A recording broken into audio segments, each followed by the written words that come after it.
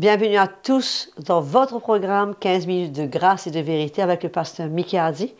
Comme je le dis toujours, un programme spécialement préparé à votre intention pour que vous puissiez être encouragés dans votre marche avec le Seigneur, faire face aux obstacles, aux épreuves qui se présentent devant vous et en sortir victorieux.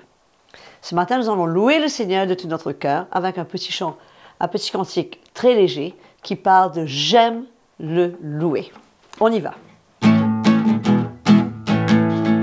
J'aime le louer, j'aime le louer, j'aime le louer et exalter son saint nom. J'aime le louer, j'aime le louer, j'aime le louer et exalter son saint nom. J'entends Alléluia, j'entends Alléluia, j'entends Alléluia. Jésus-Christ est Seigneur, nous l'exaltons très haut. Alléluia.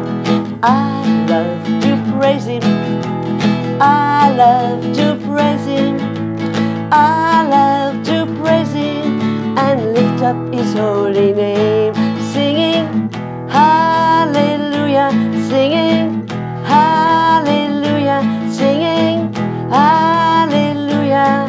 Unto Jesus my Lord, we exalt Him on high. J'aime le louer, j'aime le louer, j'aime le louer et exalter son saint nom, et exalter son saint nom, et exalter son saint nom.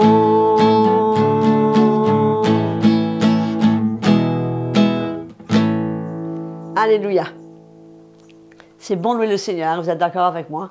Ça nous donne la joie, ça nous prépare pour le temps que nous avons à vivre, à passer cette journée avec le Seigneur. C'est merveilleux de pouvoir louer Jésus de tout notre cœur. C'est au tour du pasteur Mickey Hardy de nous arriver maintenant, surtout pour continuer cette fameuse série concernant l'esprit de l'Évangile. Et comme quoi, mes frères et sœurs, nous pouvons connaître, nous pouvons savoir que nous avons été justifiés par la foi, que nous ne sommes pas appelés à marcher sous la loi, mais cependant, vous serez d'accord avec moi que c'est tellement facile d'être légaliste, non seulement envers les autres, mais envers nous-mêmes. Donc écoutons la parole de Dieu sans plus tarder avec des cœurs grands ouverts. Bonjour à tous, chers frères et sœurs dans le Seigneur, et merci Audrey pour nous bénir pour tous ces chants de louange et d'adoration chaque jour. Je vous rappelle que notre programme de 15 minutes de grâce et de vérité et notre thème, c'est toujours l'esprit de l'Évangile, l'esprit de la Nouvelle Alliance ou alors le cœur de Jésus. Amen. Et nous sommes en train de parler de la loi, de notre libération de la loi. Nous avons mentionné l'apôtre Paul, comment, quand il a eu la révélation du message de Christ, comment Christ a cloué la loi à la croix, le changement radical dans la vie de l'apôtre Paul, qui désormais était devenu le défenseur de la liberté. Paul a été le défenseur de la liberté. Et nous pouvons lire ça dans l'Épître aux Galates, chapitre 2, quand Paul s'est rendu à Jérusalem.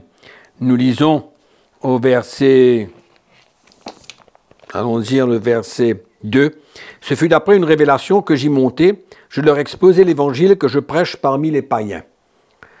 Je l'exposai en particulier à ceux qui sont les plus considérés, afin de ne pas courir ou avoir couru en vain. Mais Tite, qui était avec moi et qui était grec, ne fut même pas contraint de se faire circoncire, selon la loi juive.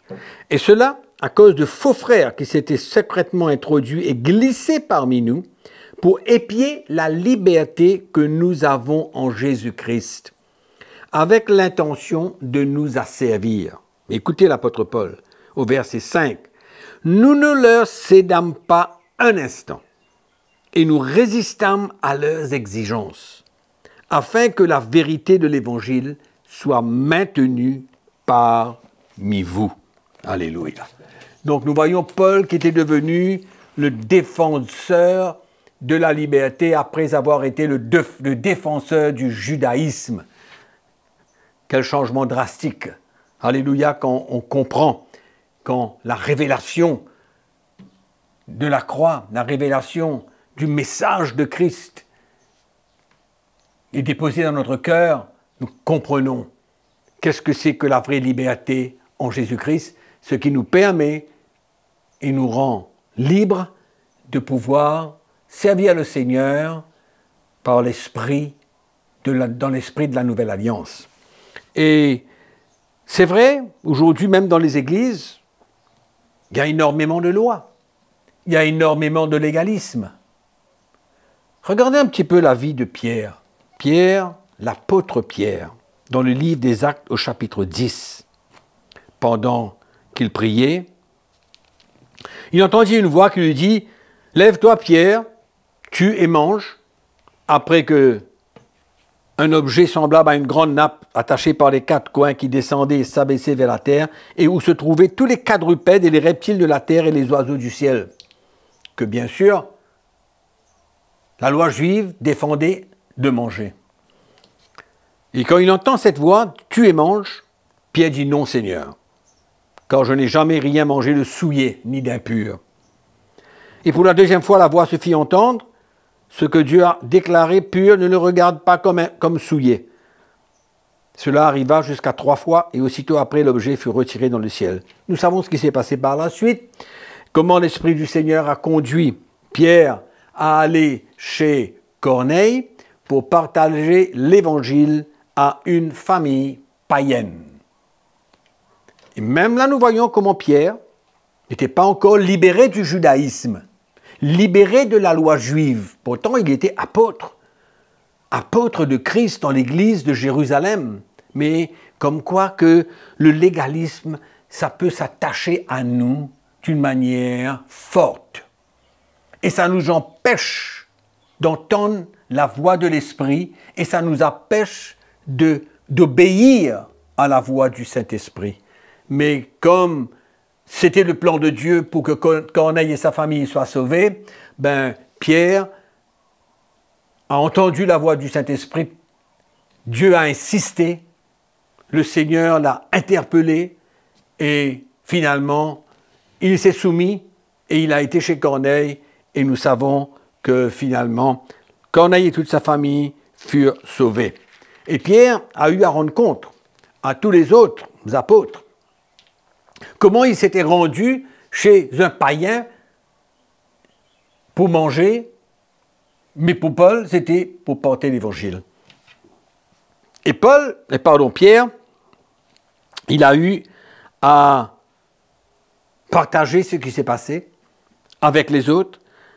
Et dans le chapitre 11, il dit « Dieu a donc accordé la repentance aussi aux païens afin qu'ils aient la vie. » Parce que pour ces convertis juifs, le salut était que pour les juifs et pas pour les païens.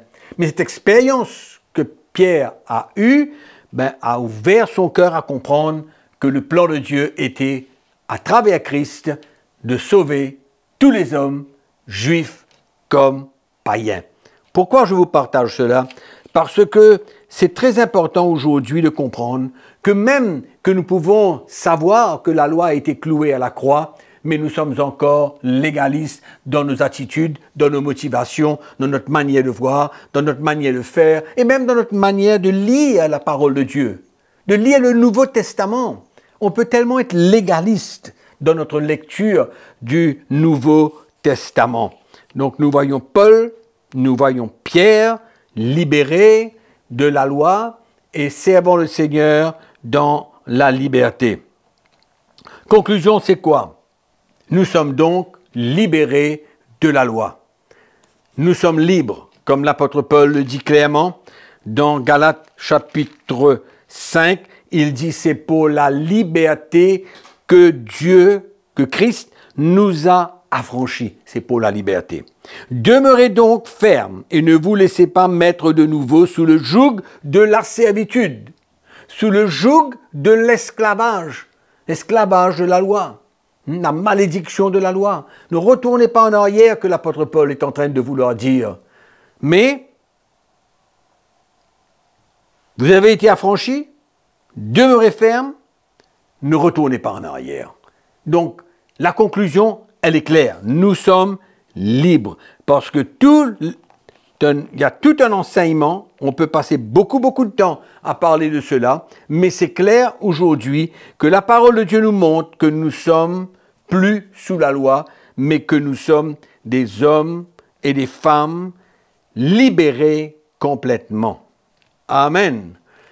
Mais comme j'ai dit tout à l'heure, nous pouvons quand même, dans cette compréhension que nous avons, parce que le légalisme, c'est quelque chose qui se colle à nous, et nous pouvons quand même avoir des actions légalistes, des pensées légalistes, des manières de concevoir les choses d'une manière légaliste, et cela nous empêche de marcher dans l'esprit de l'Évangile, de manifester le cœur du Seigneur et de vivre selon l'esprit de la nouvelle alliance.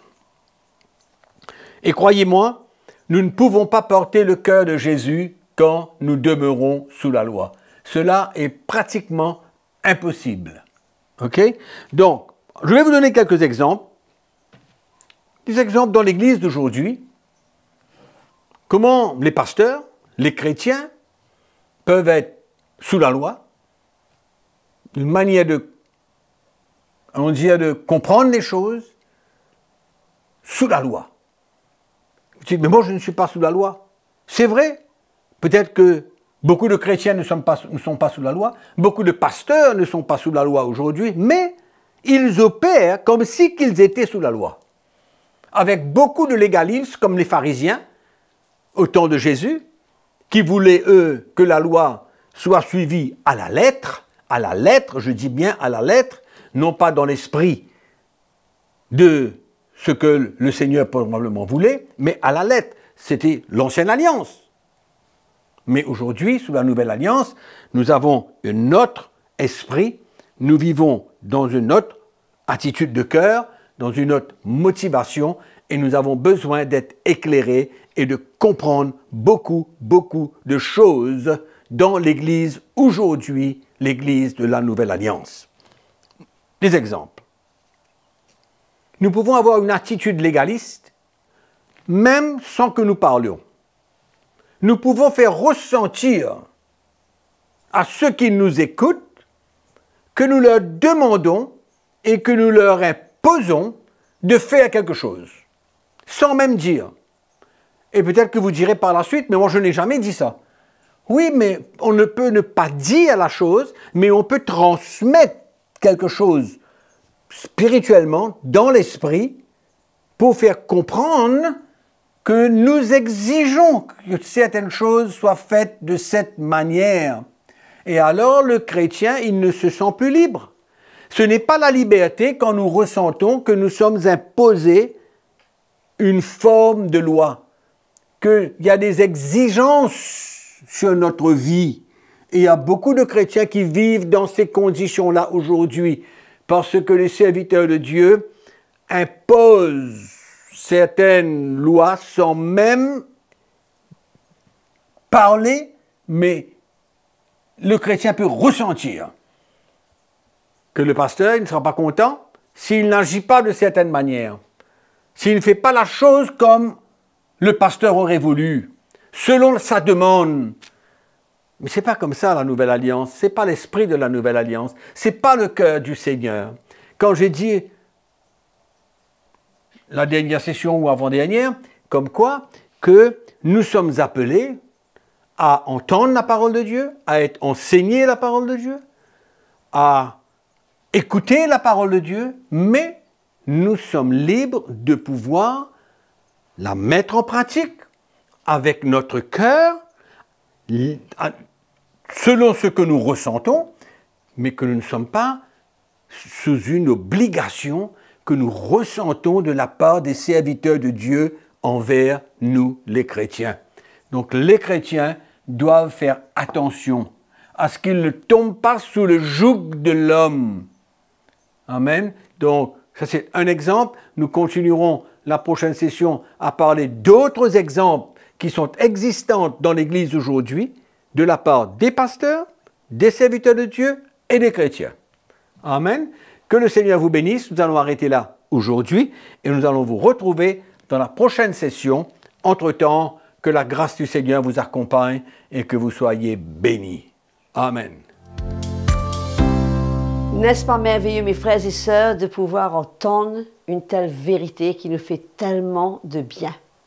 Comme quoi, même l'apôtre Pierre, bien qu'il était le serviteur du Seigneur, le Seigneur a dû lui parler plus d'une fois pour qu'il accepte de se rendre chez Corneille.